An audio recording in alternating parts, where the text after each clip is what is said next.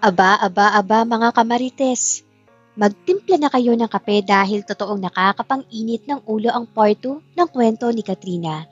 Akala natin pagbalik niya ay makakahinga na siya ng maluwag. Yun pala, mas lalo lang lumabas ang tunay na kulay ng pamilya niya. Isipin mo yun, ang sarili niyang ama at kapatid. Mas pinapanigan pa ang ahas na ampon na si Bea. Pinagbintangan pa si Katrina na nananakit at tila dering-diri sa sinapit niyang sugat, habang si Bea naman ay todo pa drama at pa-victim. Pero huwag kayong mag-alala dahil hindi na papayag si Katrina na tapak-tapakan lang siya. Magsisimula na siyang gumanti. Bawiin ang sarili niyang buhay at gamitin ang kanyang angking galing para sumabog ang katotohanan. Bukas kaya ang mata ng bagong kilalang doktor na si Dr. Rafael sa totoong nangyayari? At paano gagamitin ni Katrina ang kanyang lihim na identity na si Miss Pure para makabangon? Tara, bubuklatin na natin ang susunod na kabanata. Dahil sa biglaang pagbabalik ni Katrina, ay hindi na naipagpatuloy ang engagement celebration sa pagitan ni Bea at Xavier. Ang mga bisita ay napilitan na lamang umalis at makalipas ang ilang minuto ay sila na lamang pamilya ang naroon. Maging ang magulang ni Xavier ay umalis na, ngunit nagpaiwan ang binata. Nasa labas pa rin sila, nakasilong sa canopy tent, ngunit si Katrina at ang pulis lang ang magkatabi, habang nasa kabilang dako naman ang pamilya ng dalaga. Sa totoo lang, dapat ay kanina pa nakaalis ang pulis pero dahil sa nangyari, ay pinili niyang manatili muna para samahan saglit si Katrina. Ako nga ho pala si P.O.2 Castillo. Pakilala niya sa sarili. Hinatid ko lamang si Miss Salvante rito dahil walang kumukuha sa kanya. Bigla niyang naitikom ang bibig matapos mapagtanto ang sinabi. Umismid si Katrina, hindi maiwasang makaramdam ng inis.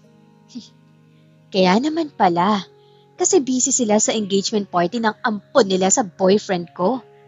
Katrina, si Tani Gabriel, hindi tamang pagsalitaan mo ng ganyan.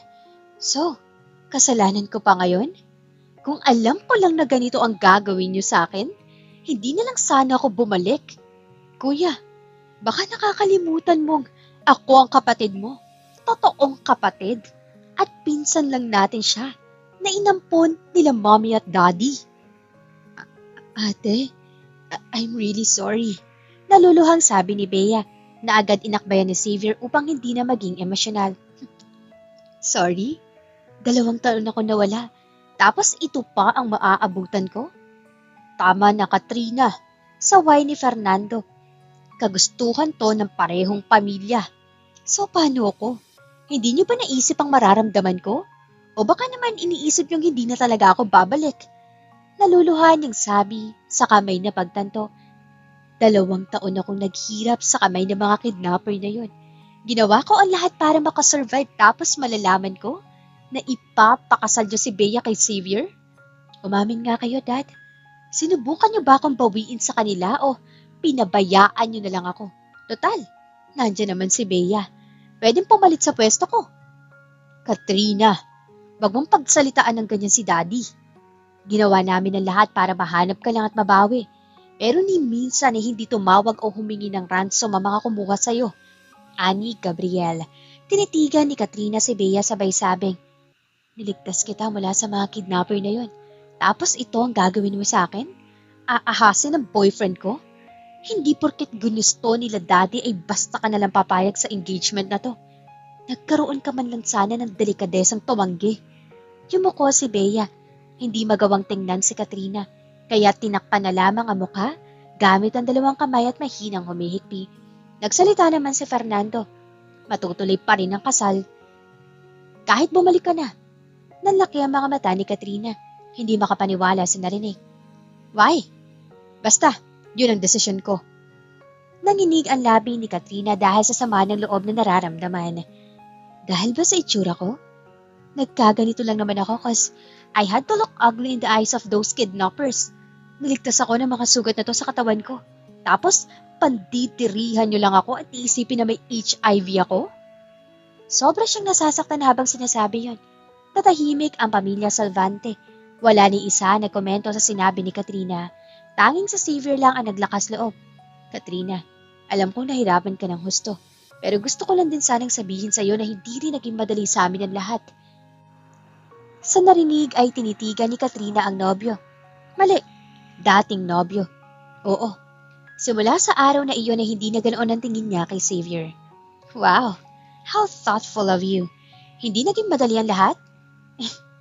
Nakuha niyo ngang mag-celebrate ng engagement party. Gusto niya sana iyong sabihin pero hindi na lamang niya ginawa. Sa dami ng mga nangyari sa kanya sa araw na iyon, ay gusto na lamang niyang magpahinga. Pagod na siyang i-defend ang sarili sa mga nonsense na excuse na mga ito. Sir, tawag niya kay PO2 Castillo. Maraming salamat sa paghatid. Tatanawin kong isang malaking utang na loob ang ginawa niyong kabutihan sa akin ngayon. Wala yun. Trabaho kong tumulong. Matapos ay napatingin sa suot na relo. Kailangan ko na palang umalis. Sabay tayo sa kinauupuan. Hindi na ako magtatagal pa, alis na ako. Tumawag ng kasambahay si Gabriel at inutusan ihatid sa labas ang pulis. Ilang sandali pa ay silang pamilya na lamang ang naroon. Napawang tahimik at wala ni isang naglakas loob na kumausap kay Katrina. Hindi man lang nagtanong kung paano nakalaya sa kamay ng mga kidnapper o kung anong hirap ang dinanas nito sa loob ng 2 taon. Napakagatlabi si Katrina, dismayado at damang-dama niya na hindi siya welcome. Mami, gusto kong magpahinga. Iyon na lamang ang kanyang sinabi. Itutulog na lamang niya ang mga nangyari at baka sa pagising, bumalik sa dati ang pakikitungo ng kanyang pamilya. Sa tingin ko, bago ka muna pumasok sa loob ay kailangan ka madala sa ospital para matingnan niya mga sugat mo sa katawan. Saka, kailangan mo rin ata magpakonsult sa psychiatrist. At baka, Mami, pagod ako ngayon. Gusto ko nalang matulog. Tumayo siya at naglakad papasok sa bahay nang bigla siyang hinabol ni Bea, sabay luhod sa kanyang harapan. Ate, patawarin mo ko ate. Kami ni Xavier, hindi namin sinasadyang magkagustuhan habang wala na akong pakialam kung magpakasal pa kayo ngayon din mismo. Putol ni Katrina. Pero hindi sa kasalanan ginawa mo sa akin. What do you mean? May kabang tanong ni Bea. Lumapit pa ng husto si Katrina saka ito binulungan. Tingin mo ba? Wala talaga akong alam. Pakasang ka ba sa mga mata ni Bea kahit nakangiti siya? Hindi kita maintindihan ate. Then don't. 'Cause from this day on, you're no longer my sister. Saka ito nilagpasan at naglakad paakyat sa hagdan. Stop this instant, Katrina! Sigaw ni Fernando. Halos dumagundong ang boses sa buong kabahayan. 2 taong nagpabalik-balik sa ospital si Bea dahil sa guilt na nararamdaman niya matapos ka madukot. Tapos yan pa ang sasabihin mo? Tumigil sa paghakbang si Katrina sa kadahan-dahang lumingon. Tiningnan na may sama ng loob ang ama. Only now did I realize, blood really isn't thicker than water. Anong sinabi mo? Na-offend na tanong ni Fernando. Bagamat hindi na inulit ni Katrina ang sinabi, pero nakipagtigasan siya ng titig hanggang sa may isang kasambahay nagsalita. Mawalang galang na, sir, madam, pero may bisitang dumating. Tapos na ang party, kaya sino pa ang magpupunta rito? Si Gabriela nagsalita. Maya-maya pa ay narinig nila ang yabag ng paan ng papalapit. Na makita ni Xavier kung sino ang dumating, ay agad siyang napatayo. Uncle, nabaling ang tingin ni Katrina sa bagang dating.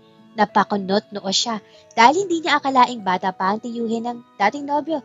Tila nasa 20s or early 30s. Mabilis na lumapit si Xavier saka nagtanong. Uncle, anong ginagawa mo rito? Nagtaas ng kilay si Dr. Rafael. Ano pa ba? Di ba't in-invite mo ako ngayon? Asiwang gumiti si Xavier habang inihimas ang batok. Pero 2 hours late na kayo, Uncle. Kanina pa natapos ang. Ba't hindi mo man lang ako tinext o tinawagan? Nasayang lang ang oras ko. Sabay talikod para umalis nang magsalita si Bea sabay lapit. Hello, Uncle Rafael. I'm Bea. Nice to finally meet you. Sabay lahad ng kabay. Nais makipag-shake hands. Tinitigan ni Dr. Rafael ang kamay nito na may halong pagdududa. Hindi niya iyon tinanggap at sarkastikong sinabi. Pamangkin ba kita? Napahiya si Bea pero binaliwala niya ang sinabi nito. Dahil noon pa man ay interesado na siyang makaharap ang pinagmamalaking tiyuhin ni Xavier. Ang kwento ng fiancé ay isa itong magaling na doktor. Actually, matagal na kitang gustong makilala. Aniya may ngiti sa labi. Binaliwala ni Dr. Rafael ang sinabi nito. Hindi siya interesado kaya naglakad na siya paalis. Wait, pigil ni Bea. Marahang napapikit si Dr. Rafael habang napapatiim bagang. Malapit nang maubos ang pasensya niya sa feeling close na babae. Lumapit agad si Xavier para awatin si Bea dahil alam niya madaling mairita ang tiyuhin. Pinakaayaw nito ay iyong nasasayang oras. What's wrong? Ito senteng tanong ni Bea sa kanyang fiancé. Gusto ko lang naman kasing patingnan sa kanya si ate. Total, nandito na siya. Lumingon si Dr. Rafael. Who? Magkasabay na nilingon na magkasintahan si Katrina na nasa hagdan kaya napatingin na si Dr. Rafael na sa unang tingin pa lamang ay agad na niyang napansin ang malnutrition sa dalaga. Tila nanililaw rin ito kaya agad na pukaw ang interes niya bilang isang doktor. Siya ba? Oo, uncle. Si ate kasi, 2 taon siyang nawala sa amin matapos makidnap at ngayong araw na nakabalik. Kwento pa ni Bea. Gusto ko lang naman malaman. Bea, saway ni Katrina. Who gave you the right to tell others what I went through? Wag mong pagtaasan ng boses ng kapatid mo ng ganyan. Ani Carmen. Concern lang siya sa'yo. Concern? O pinagdidirihan? Di ba nga iniisip niyo may HIV ako? Katrina, hayaan mo siyang tingnan ka. Para rin naman to sa ikabubuti mo. Saad ni Gabriel. Nagsalita rin si Xavier. Magaling na doktor si Uncle. Sigurado ako masusuri ka niya na mabuti. Marahas na napabuntong hininga si Katrina. Naiinis at nasasaktan siya dahil wala man lang naniniwala sa kanya. Iniisip talaga ng pamilya niya may sakit siya. Bumaba ka na rito at magpatingin. Utos ni Fernando sa anak. Kulang na lang ay magpapapadyak si Katrina pababa ng hagdan. Sa kanilapitan si Dr. Rafael. Natiningnan niya mula ulo hanggang paa. Umikot ka nga. Utos nito. Nagbunga at nagbuga ng hangin si Katrina saka umikot. Okay na ba? Umiling si Dr. Rafael. Kailangan pa kitang matingnan ng gusto. Kubarin mo kayang suot mo. Tinignan nito na masama ni Katrina. Hindi nagugustuhan na pagiging arugante nito saka. Siya? Maghuhubad. Niyakap niya ang sarili at humakbang palayo. No way. Akin na yung kamay mo. Huminga na malalim si Katrina. Kahit hindi niya gusto ang ugali nito, ay hindi naman pwedeng tumbasan din niya ng masamang asal ng pag-ugali nito. Kaya binigay niya ang kamay na may benda. Who wrapped your hand? Iyong doktor sa ospital. Galing na ako ron at nagpatingin. Sagot ni Katrina. Tumango-tango si Dr. Rafael. How many times did they assault you? Nabilang mo ba kung gaano sila karami? Kumibot ang kilay ni Katrina. Nabigla dahil wala man lang itong kaamor-amor sa bigkas na salita. Wala. Hindi naman nila ako nagalaw. Muntik lang pero nanlaban ako. Good. How about blood transfusion or may ginamit kang pag-aari na may sakit ng HIV? Wala. Nakidnap ako. Sa tingin mo, makakareceive pa ako ng dugo? Saka, how would I know kung may mga sakit sila? Hinawi ni Dr. Rafael ang sleeve ng suot nitong jacket at sinilip ang braso. Pansin niya may mga bakas ng skin infection. Pero, malinis at makinis ang loob na parte. Saan mo ito nakuha? Mabilis na iniwas ni Katrina ang tingin. I don't know. Kinulong nila ako na mahabang panahon sa kulungan ng hayop. Totoo naman ang sinabi niya iyon. Maliban sa 3 salitang una niyang sinabi, sinadya niya talagang dumihan ng sarili at magkaroon ng skin infection para pandirihan siya ng mga kidnapper at hindi pagkainteresahan. Para sa kanya, iyon na lang ang tanging paraan para mailigtas ang kanyang pagkababae. Hindi rin siya naliligo at kapag sinasabuyan ng tubig, ay dudumihan lang ulit niya ang sarili. Gagawin niya lahat upang wag lang mababoy ng mga hayop na iyon kahit pa magmukha siyang taong grasa. Okay. Tipid na sagot ni Dr. Rafael. Madali lang gamutin ang ganitong infection. All you have to do ay regular na magpatingin. Napatingin bigla si Katrina sa mukha nito dahil tila naging malambing ang pagkakakausap. Thank you. Tumangulang si Dr. Rafael sa tumayo. Tapos na siyang matingnan nito. Pagkatapos ay humingi siya ng wipe sa kasambahay na naroon. Na maibigay ang kailangan ay pinunasan niya lang ang kamay. Uncle, pwede mo naman hugasan ang kamay mo sa banyo. Ani Bea. Siyempre, nasaktan si Katrina sa sinabi nito. Pakiramdam niya ay ang dumi-dumi niya kahit naglinis na siya ng katawan bago bumalik. Pinandidirihan siya ng pamilya. Buti pa si Dr. Rafael maging ang pulis na nagatid sa kanya. Ay normal lang ang pakikitungo sa kanya. No need. Hindi naman nakakahawa ang nasa balat niya. Ani Dr. Rafael. Sigurado ka, Uncle? Paninigurado ni Bea. Baka hindi mo siya. Are you doubting my ability as a doctor? Putol ni Dr. Rafael. If that's it, ba't di niyo siya patingnan sa iba? Hindi na muli nagsalita si Bea. Hiyang-hiya na siya dahil kanina pa nasusupalpal. Tinapon ni Dr. Rafael ang wipe sa basurahan saka nagsalita. Hindi na ako magtatagal. Kailangan ko nang umalis. But, hindi ka muna magstay at kumain. Ani Carmen. Tama, kararating mo pa lamang. Pagsang-ayon ni Fernando sa sinabi ng asawa. Maraming pagkain sa kusina. Ngumiti si Dr. Rafael. Iyong walang kabuhay-buhay na tila napilitan lang para hindi magmukhang bastos sa harap ng mga ito. Hindi na. Salamat na lang. Kailangan ko na bumalik sa ospital. Matapos ay saka siya naglakad palabas. Sumunod naman si Xavier upang mahatid sa labas ang tiyuhin. Maging si Gabriel. Nagpasya na rin si Katrina na pumanhik na sa taas ng pigilan ng ama. At saan ka naman pupunta? Gusto ko magpahinga, Daddy. Kung may sasabihin kayo, ay mamaya na lang, okay? Saka siya nagpatuloy. Wala na rin nagawa ang mag-asawa kundi hayaan ng anak. Ngunit hindi si Bea. Mabilis niyang sinundan si Katrina at bago pa man ito maisara ang pinto ay puwersahan na siya pumasok sa loob. We need to talk. Nalingon ito ni Katrina na nakataas ang kilay. Hindi mo ako narinig kanina? Ang sabi ko, gusto ko magpahinga. Rumahistro naman ang lungkot sa mukha ni Bea. Ate, alam kong masama ang loob mo sa akin pero hindi ka talaga. Biglang umamba ng sampal si Katrina para takutin ito pero wala naman talaga siyang balak manakit. Aalis ka? O hindi? Ngunit bigla na lamang sumigaw si Bea habang hawak ang pisngi. Dahil doon ay napasugod ang mag-asawa at nakita ang ganoong tagpo sa dalawa. Anong nangyayari? Tanong ni Fernando sa katiningnan na masama ang anak. Sinaktan mo si Bea? Wala akong ginagawa. Nag-overreact lang siya. Depensa ni Katrina. Ngunit si Bea, sa halip na itama ang maling akala na magulang ibigla na lamang umiyak. Gusto ko lang naman siyang makausap, pero ayaw niyang tanggapin ang paghingi ko ng sorry sa nangyari. Umawang ang labi ni Katrina. Hindi niya akalaing ipapakita kaagad nito ang totoong ugali. Tiningnan niya ito na masama ngunit bago pa man siya makapagsalita, ay dumagundong na ang boses ng ama. Dumayas ka. Fernando, huminahon ka.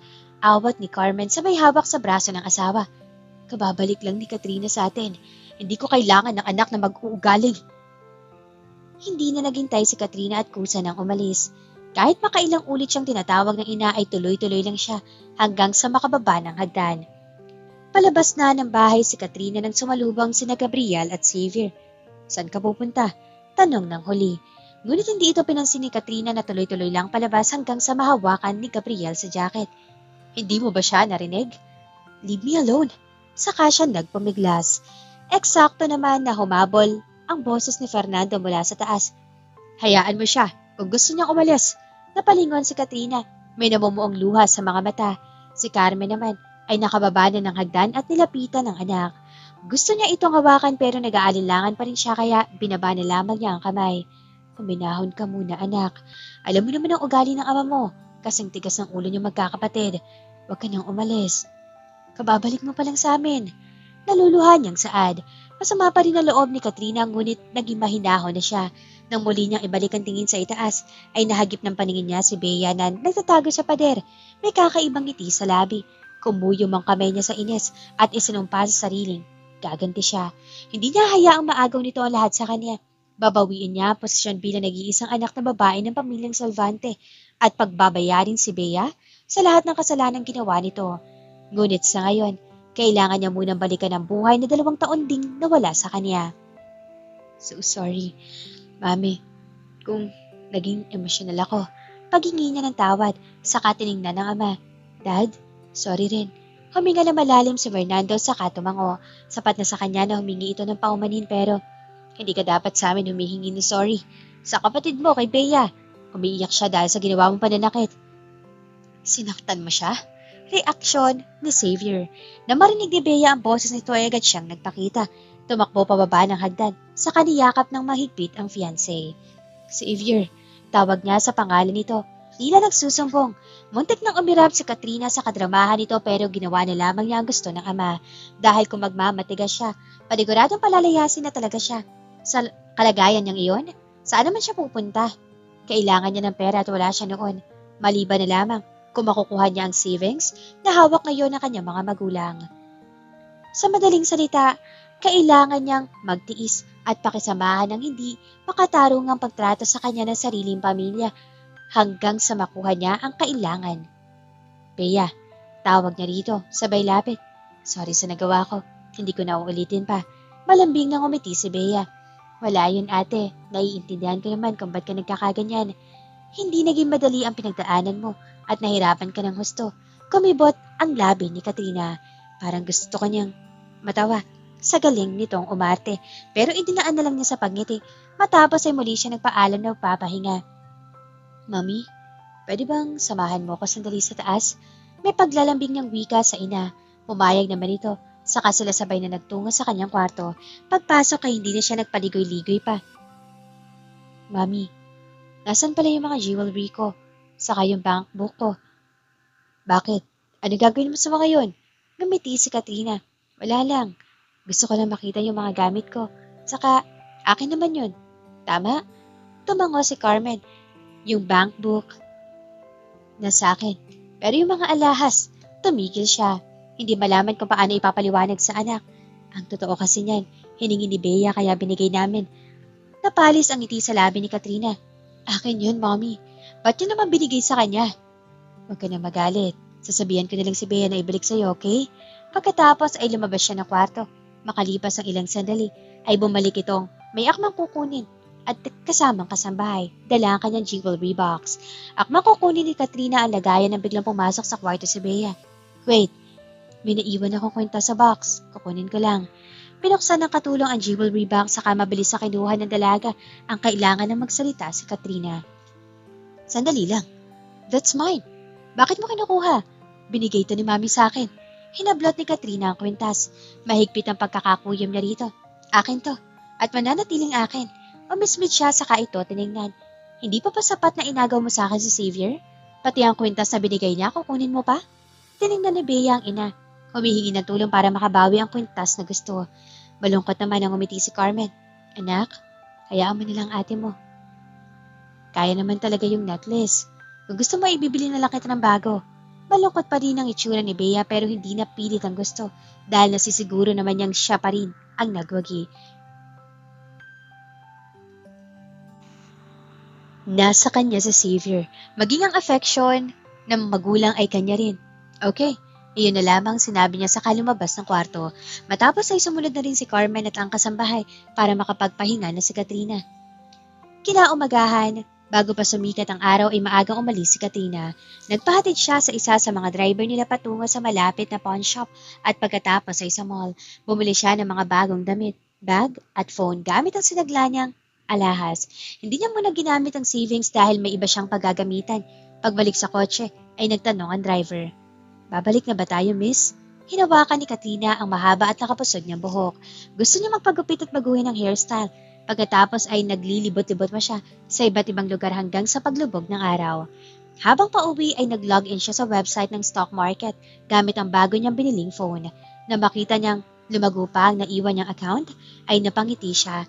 Buong akala pa naman niya ay puro pula ang kanyang makikita. Matapos ay binisita rin niya ang private group na ginawa ng isa sa itinuturing niyang kaibigan kahit hindi niya pa ito nakikita sa personal. Ang private group na iyon ay tungkol sa stock market at siya mismo ang madalas na magbigay ng tips sa mga interesado. Hindi lalagpas sa 10 ang miyembro noon pero ngayon ay nadadagdagan na. Tinignan niya ang huling post at may mga comment kung bakit siya biglang nawala. May mga concern at meron ding hindi na piniling magkomento. Isa na roon ang madalas na mabigyan ng tips, si Baron. Ito rin na may pinakamarami at uling komento sa post niya, which is noong nakaraang linggo lang. Muli siyang napangiti saka nagtipa ng bagong post makalipas ng 2 taon. Miss Pure, I'm back. Binasa niya ang ginamit na username sa meaning ng kanyang pangalan. Pure or innocent. Makalipas lang ilang sandali ay sunod-sunod na nagko-comment. Natawa siya habang nagbabasa. May mga nagtatanong kung ano nangyari sa kanya sa loob ng 2 taon. May nangungumusta at meron din nagdududa sa huli at muli niyang pagbabalik. Wala muna siyang nireplyan at nakarating na sila sa bahay. Mamaya na lamang kapag nasa kwarto na siya. Pagpasok sa loob bitbit ang pinamili ay sinalubong siya ng masamang tingin ng ama. Anong oras? Anong oras na ba? Ba't ngayon ka lang umuwi? Lumabas lang ako at nag-shopping. At hindi ka man lang nagpaalam? Tulog pa kayo. Wala rin akong nakita mga katulong pag-alis ko kaya. At talagang sumasagot ka pa. Singhal ni Fernando. Huminga na malalim si Katrina saka humingi ng paumanin. Sorry kung di ako nagpaalam. Nang sandaling iyon ay lumapit na ang kanyang ina at si Bea. Ang daming mo naman atang pinamili. Saan ka kumuha ng pera? Tanong ni Carmen. Iyong mga alahas sinangla ko. Ano? What? Magkasabay na react ng dalawang babae. Pati yung necklace na kinuha mo sa akin? Ani Bea, tinaasan ng kilay ni Katrina. Akin naman yun. So pwede kong gawin ang gusto ko sa kwintas na yun. Matapos ay saka ito, nilagpasan at pumanhik sa itaas. Aba, mga kamarites. Akala natin makakapagpahinga na si Katrina. Yun pala, mas lalo pang lumabas ang tunay na kulay ng pamilya niya. Sariling ama at kapatid. Kakampi pa ng ahas na ampon na si Bea. Pinagbintangan pa siyang nananakit at daring-diri para sa mga sugat niya. Pero hindi napapayag si Katrina na tapak-tapakan lang siya. Magsisimula na siyang gumanti at bawiin ang buhay na gamit ang lihim niyang identity na Miss Pure. Tumalab kaya ang kagalingan ng bagong pasok na si Dr. Rafael? Tara, panoorin na natin.